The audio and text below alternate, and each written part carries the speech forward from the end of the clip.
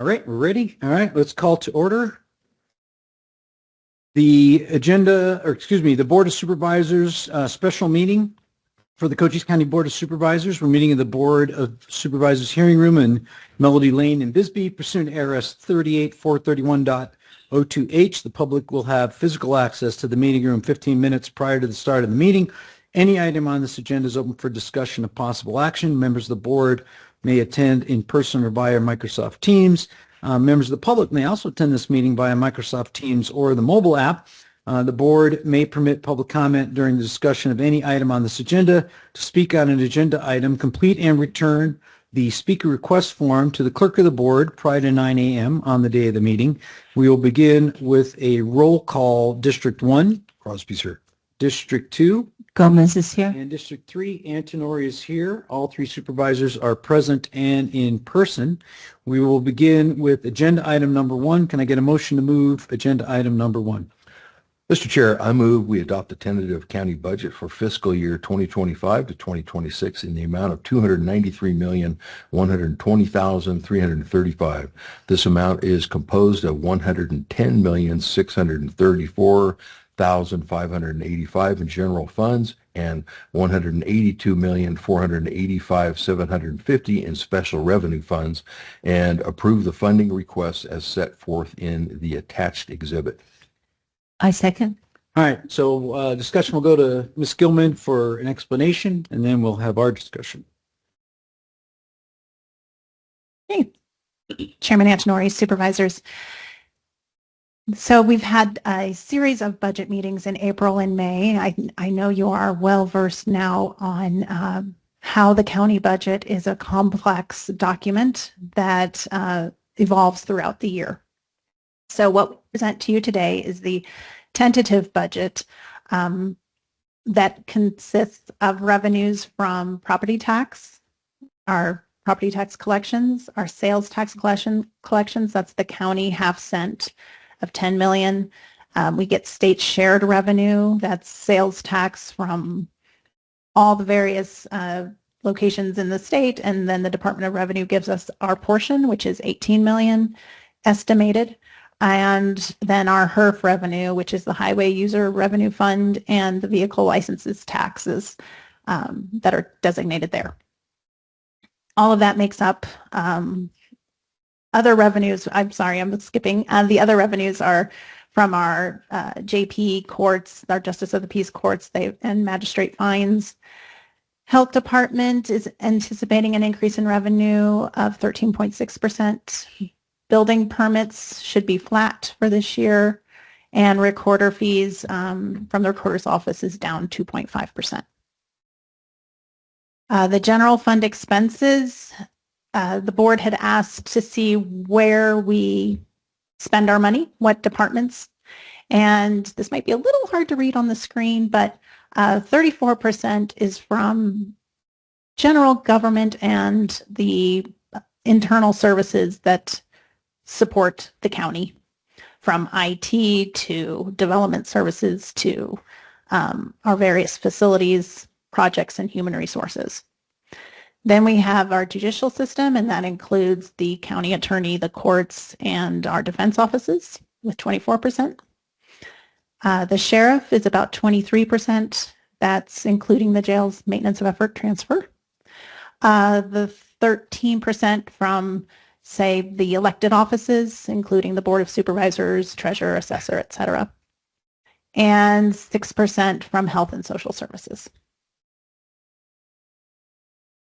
Our expenditure changes for FY26. We have an increase in our health benefits.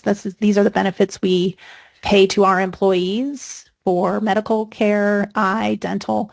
Our employer contribution is increasing by $54,000. CCOM, the Southeast Arizona Communication Center, that's our 911 dispatchers, they increase by $20,000 or almost $21,000. We are anticipating a market adjustment of $1.5 million, and this is for all across the county, all departments except for the enterprise revenue departments. We then distribute that out to the departments based on where their employees fall within the market study. And that won't be distributed until August or so.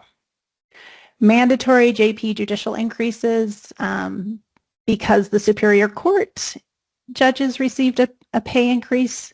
JP salaries are calculated based on a formula of what the Superior Court judges are receiving, so they will receive an increase as well in early 2026. The health department has a mosquito monitoring contract that increases by $4,500, and then state cost shifts, particularly Altex, the Arizona Long-Term Care System. That's a estimate that we've received from the legislature that will increase by $3.4 million. Would you go back to the estimate from the legislature and tell us, and just tell me whatever you said again, because I was scribbling.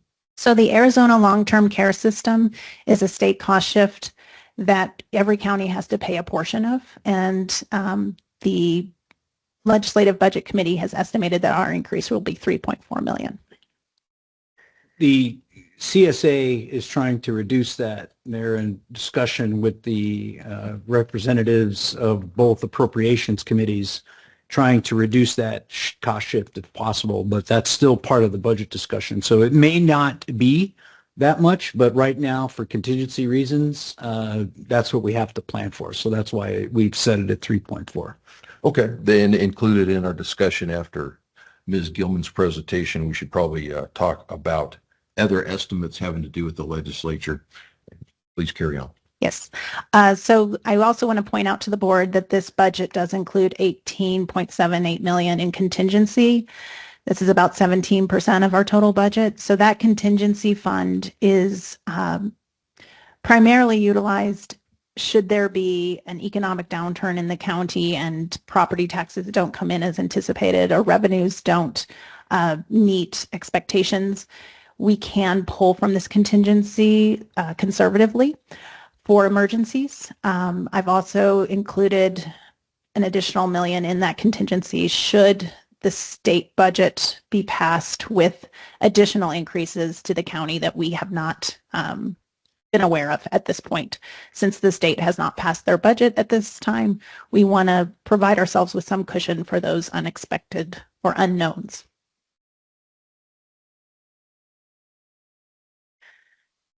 We have an expenditure limit at the county. All counties do in the state. This is statutorily required limit on how much we can spend. So it's not necessarily that we don't have additional funds than this. We just can't spend over that threshold. There are certain expenses that can be deducted from our expenditure limit, and our finance department does a great job of tracking those expenses. However, we don't always know what that is until the following fiscal year's audit. So we try to stay within 10 million of that expenditure limit so that we have that cushion should there be grants that aren't actually deducted because they haven't been reimbursed yet, various accounting matters that can impact our cushion. So just so my colleagues are aware, I have asked for a 5% increase from the legislature for that, and let me explain it. What is going on is other counties have offloaded budgets into special districts, like the jail district, for example. And flood control. What's that? And flood control, right? Those special districts do not impact our limit. So there's an incentive to offload the taxing and spending to another district so as they can increase that green to blue gap so they can spend more money out of their general fund. So they offload it to the special districts. We are not going to do that. The other thing we're not going to do is, well, the other thing that we're trying to do is increase our pay down on the pension liability. And because of this cap, we can't put additional revenue into the pension liability. So when people hear that we're asking for a 5% increase, it is not so that we can spend more money. It's actually so we can reduce spending, because now the incentive to offload and spend the money somewhere else is eliminated, and we put all that back on the general fund so that the board has full oversight over all that revenue, and that we could do the fiscally responsible thing and pay down our pension liability as well as manage the expenses from the jail once it's running up, the new jail up and running. So it will be also on the general fund. That special district will go away. And rather than spend that money off the general fund tax base with a special fund, we will be moving that back to the general fund and funding the jail out of the general fund revenue. So that is actually going to save money, and that tax goes away. So we're actually reducing taxes and reducing spending by putting it back in the general fund. However, it hits our limit. Now, the reason the legislature hasn't done any of this before, because all of the other counties, particularly the bigger counties, have created a ton of special districts, and they have offloaded a lot of their spending and a lot of their taxation in these special districts. Therefore, they don't have an issue with running into the expenditure limit. But us being a small rural county, it is beginning to pose an issue for us because the rate of inflation and the cost of operating has gone up. So we are now running into that ceiling. So that is the reason for the request. Will we get it? I don't know. I'm going to try to go up there possibly later next week to meet with the speaker and the president to explain why we need it in the budget. So they're considering putting that in as part of the budget to increase that. It is not an impact of cost to the state at all. It's just a budget reconciliation sort of item that goes in there saying that it increases our expenditure limits. And I'm asking just for rural counties to be allowed to do that, and the population's less than 500,000, be granted a 5% increase. So that's what we're asking for, so that we can do the right thing and pay our bills, not create special districts to increase taxes and spending and to control the expenditure within the general fund of the county budget. That's my 2 cents. Mr. Crosby. Ms. Fenhouse, would you please tell me what the primary property tax rate is? You told me before, and I don't have it in front of me. And I remember that it was going to be less than 2.6747. Yes, excuse me. That's okay. I'm sorry you're having a tough time. Yeah, as proposed, it's 2.6736. So that is just a little more than a 2% reduction of the rate. So we're actually reducing the property tax rate by 2%. But we still, because inflation and evaluations have gone up, assessed values have gone up, there is still a need to do a truth in taxation hearing on that, because the revenue has gone up based on the old rate. And my concern, as I mentioned before, is giving the taxpayers a cost of living allowance, which we want to do that to all our employees, but we need to do that to our taxpayers as much as we can, even though we don't have control over all the other special districts. And I'd like to remind everybody that there's a big difference between the special districts, like the light districts, which are implemented by people that actually want those lights right where they are, versus a county-wide one, and particularly the flood control district, because that was implemented by legislation. That wasn't established like all the other special districts. So finally, if the flood control rate becomes 0% and the primary rate stays at 2.6736, that will be a more significant decrease in our rate than allowing the flood control rate to be whatever rate it was that we saw a little while ago. So that, in my opinion, is if we can get our taxes as low as possible, that's the way to get more people to move here, and that's what we need. Believe it or not, I'm pro growth. Yeah. I would. Yeah, a lot of people aren't. I am. And it really, that's how businesses are going to stay afloat. Well, and that's why we reduced the rate 2%. So the increase, market increase was, help me out. What was it? 1.2%? The market increase. Are you talking about for pay and? Yeah, for pay, and so you're talking about the cost of living, right, relative to government. So that was was rough. It was a little over 1%, correct? What was it? Are you talking about the market adjustment that we? The market adjustment for salaries, yeah. About is let me scroll back here. It is $1.5 million.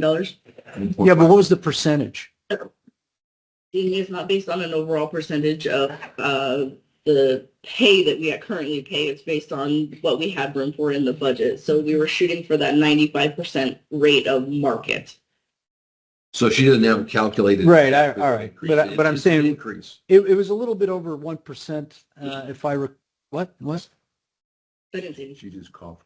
Oh, okay, yeah. So, but I'm talking about, and what we're doing is we're doing a 2% back to the taxpayers on that. So, and again, and my philosophy with this is government, much like our taxpayers have to live within their means. We do too, but inflation is a beast.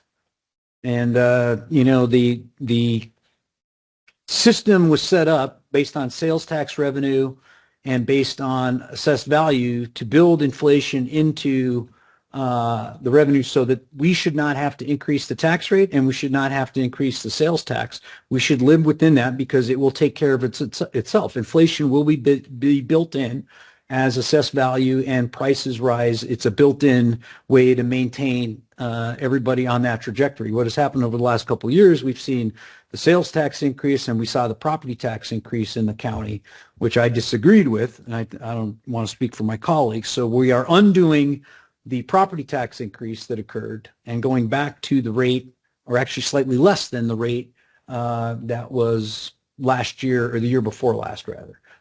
So we are reducing the tax rate in the That's county. better. However, That's inflation is going to eat that. Right. Okay. Right. And it is the government that causes inflation. I'm sure you're aware of that. I am, Okay. but So, and we don't have control over Right. over property values.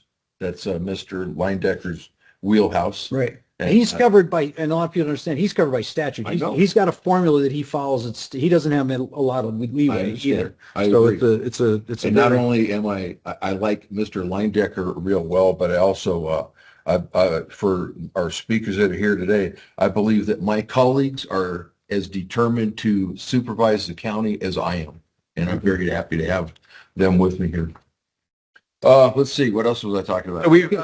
So if it's a good thing to keep that property tax rate low, to reiterate, it'll stay at the 2.6736. That's all people will pay if we indeed get rid of the flood control tax levy. Well, all I can say is, just to make my stand perfect, is that I'm for economic development, because if we do not do something, I'm talking about the Douglas McNeil area, we are going to wither on the vine, because I think 70% of everyone in Douglas is on government assistance because there are no jobs. There's no industry. And so we've got to change that, and we've got to lure small manufacturing, and whether we can get, depending on what happens with the sheriff and, the government, we have got to promote economic development, and this is the way to do it. And so all those people who want nothing to happen and everything to stay the same and nobody to use any water, nobody to grow, well, you better look for somebody else to vote for, because there's no future in that kind of thinking. Okay. And I would further point out that the government does not create jobs. And I think we realize here, Yeah. every job that's created for the government comes at the cost to the private sector. Most people understand that. Yep. All right, so let's continue, Ms. Gilman. This is a list of the funding requests that we are asking the board to approve so that we can include them within the budget. The board did stress certain priorities throughout the budget process, particularly with defense offices, providing them additional support that they need to perform their duties, and court administration, as well as the clerk of the court's office, to enhance the efficiency of the court system. Those are the highlights. There is also, the board stressed and I guess priority for strong financial management. So we have included expanding financial consulting services within the finance department. This will help with our annual audit. I would comment that that's why I provided my colleagues with the microscopic print chart so that you can take a look at that, and maybe that'll serve as a a springboard for further audits or in whatever we're calling them. It's not audit, but review. It's going to be a review. And thank you for your patience, Ms. Van House. Going on to the next slide. Yep. Unfunded liabilities continue to be a concern within the county budget. Public safety retirement system, tiers 1 and 2 are funded at 56.3%, unfunded liability of 29.3 million. We are budgeting to make an additional contribution in the next fiscal year of 2.5 million. And if possible, perhaps up to 5 million, depending on how the year we make that payment at the end of the fiscal year when we see how our expenditure limit is. Hope we keep our budget tight and stay on budget so that we have that Correct. revenue to pay that down. Correct. What Yes, is the most current total for unfunded pension liability for Corp and PSPRS?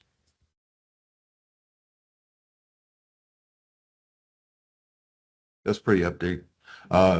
What is the amount in millions?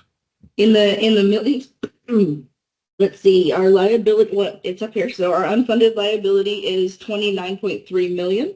That is a decrease from last year's data, so 2023 data of 32.6 million. So we are kind of shoveling ourselves out of the hole. Okay, so the combined is corporate PSPRS 29 million plus 6.7. Europe as well down there. Thank you very much. It was right in front of my nose. And I'm sorry. Pays to read the big board. Thank you very much, Steve. So I think this is a typo. The unfunded liability for ERP is not 604 million, is it? Yes, That is is a much larger problem. Oh, that you're hopefully saying gets- this is the statewide. Yeah, no, but not the top two. Those are county. Okay, so you're when you say unfunded liability for ERP, that's a state. And that's how their data is arrayed. I think the legislature should pay that off, but that's just another story. So basically, corporate PSPRS together is 36 million. So when we think about additional expenses, additional taxes, everybody is in the hole, even though there's no interest on it, which I'm so glad.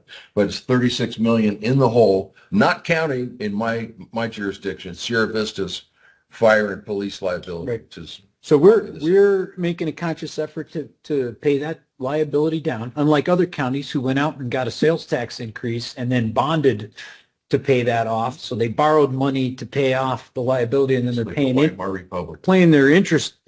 We're not doing that. We are making additional payments to pay that down. And as Stacy just highlighted, it's down about $4 million from last year. So we did reduce the liability by $4 million, and we try to do another 4 or 5 million this year. So hopefully we can get that down to around 30 million total ish next year. And we're going to continue to do that each year until we pay it off without raising taxes.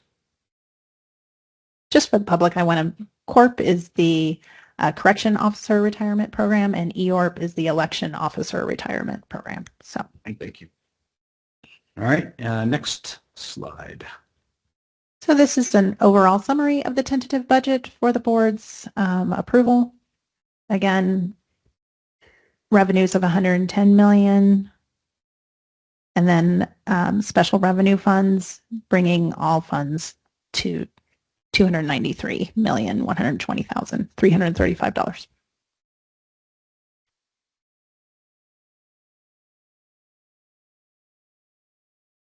There will need to be a truth and taxation hearing if the board keeps the rate flat, or even if the board does a decrease of 2% because of property tax valuation increases. I hope everybody understands that. When you look at your little pie chart, and if the county's piece of pie gets bigger, it's not because of us up here.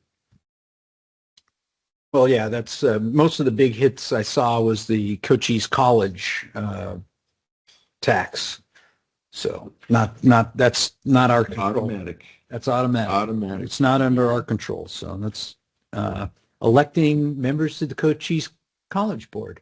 I just saw there is a vacancy soon on the Cochise College Board. Have you ever seen one of those one of those candidates on the ballot? Yeah. No. No, never. So that's another thing people ought to realize. You never see a Cochise College board person on the ballot. They always get appointed and then they're elected. I just want to clarify, they can be on the ballot if it's a contested race. Right. Oftentimes there's one candidate and then the board waives that election they're because there's only one deemed candidate. elected, Yeah. like precinct committeemen. And I'm sorry. So they'll never see them. So that vacancy comes to us? No. No, No. But when They select the own replacement? we can cancel elections when there's when there's only one candidate, the board can determine to cancel an election. Okay. You see it. I'd like to say that people really need to run for that board, because I'm telling you, in Douglas, you just look at that campus. I know that everyone says I'm a Debbie Downer, but I am. It hasn't changed since 1975 when I took a class, and you go to Sierra Vista, and it's unbelievable. So people who in Douglas area and McNeil and all that area, where you're paying a lot of taxes and you're getting absolutely nothing. And in fact, we had invited the new president, come down to Douglas, the mayor and I, for a town hall, but he doesn't want to do community oriented meetings yet, so he'll meet with us personally. So that right there should be saying something to people. This guy doesn't even want to come down and talk to us. So we need to get some good people out there. We need to, rein in all these taxes people pay for, I think, getting absolutely nothing in Douglas. So I'm sure I'll hear about that later. And the terms are 6 years. Yeah. And isn't it it's gone up and up and up and up? It doesn't go down. And you don't know when their meetings are. It's very hard to find out, because I know I've tried.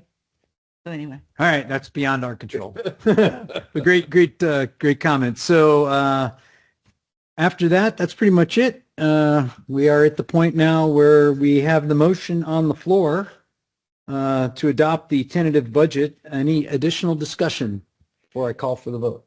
None? None that I wouldn't be repeating myself.